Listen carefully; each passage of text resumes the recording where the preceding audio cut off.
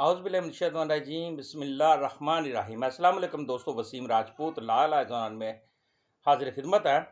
दोस्तों, आज का जो टॉपिक है, शहरी पर मंशियात का झूठा मुकदमा दर्ज करने पर पुलिस ऑफिसर को ऑनरेबल कोर्ट ने 14 साल कैद और 4 लाख रुपए जुर्माना कर दिया। क्या वजह थी, क्या सिचुएशन थी, इस बारे में हम डिस्कशन करेंगे। डिस्कशन करने से पहले रिक्वेस्ट करूंगा कि चैनल को सब्सक्राइब कर लें, बेल आइकन को क्लिक कर लें और इस वीडियो को सदका जारिया कर आगे शेयर भी किया करें। बेतहाशा बेगुनाह लोग हैं जिन पर पुलिस पैसे लेकर मुकदमा दर्ज कर देती है, मंशियात के केसेस में फंसा देती है, तो फिर बाद में ट्रायल में बेचारे अपने आप को बेगुनाह करने के लिए बाद में जब वो बेगुनाह साबित हो जाते हैं, अदालत से बाइज्जत बरी हो जाते हैं, तो वो फिर इस तरह जो करप्ट पुलिस अफसरान होते हैं जो पैसे लेकर मुकदमे दर्ज करते हैं, उनके ऊपर FIR या और उन पर अदालत जुर्माना करती है, उनको सज़ा भी दे सकती है। सेम इसी तरह का केस मुजफ्फरगढ़ का ASI का नाम है मुख्तार। उसने 26 जून 2023 को चेक नंबर 776 TDA के रहायशी एक मोहम्मद आसिफ रियास नामी शख्स था, उस पर 1800 ग्राम चर्स का मुकदमा 304/23 ज़ेर दफ़ा 9C दर्ज किया था।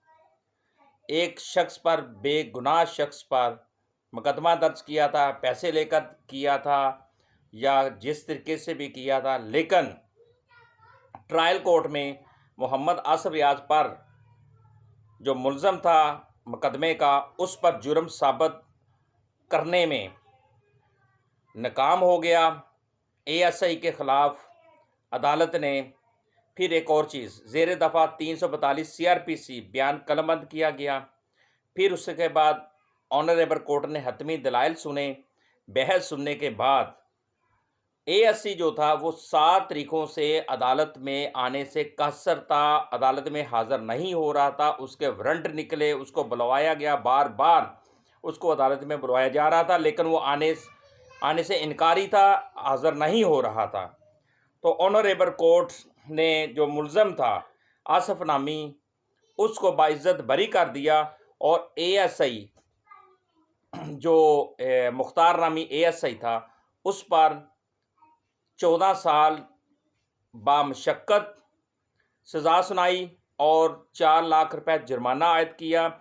और मज़ीद ऑनरेबल कोर्ट ने कहा कि अगर कोई शख्स कहा कि अगर ये मुलज़म जो है, अब अगर वो सज़ा 4 लाख रुपए जमा नहीं करवाता तो मज़ीद 6 माह उसको बामशक्कत सज़ा भुगतना पड़ेगी।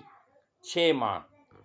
अब उसके वारंट निकल चुके हैं। DPO मुजफ्फरगढ़ को ऑनरेबल कोर्ट ने वारंट भिजवा दिए हैं इसकी गिरफ़्तारी के लिए। और एक और दोस्तों, एक चीज़ मैं अर्ज़ करता जाऊँ, ये स्पेशल जज महमूद हयात साहब हैं, स्पेशल जज CNSA, और ये चौक सरवर शहीद वहाँ के अपना स्पेशल जज थे जिन्होंने ये फ़ैसला सुनाया, बहुत खूबसूरत सुनाया। असल में दोस्तों, सुप्रीम कोर्ट ऑफ पाकिस्तान ने बहुत ज़्यादा जजमेंट्स हैं जिसमें क्लियर कहा है कि जब भी कोई पुलिस अफसर मंशियात का FIR काटता है, अगर वो किसी को रंगे हाथों पकड़ता है तो फौरी तौर पे उसकी वीडियो बनाएं, क्योंकि मोबाइल हर ऑफिसर के, हर शख्स के पास होता है, ताकि उसकी एविडेंस उसके पास हो।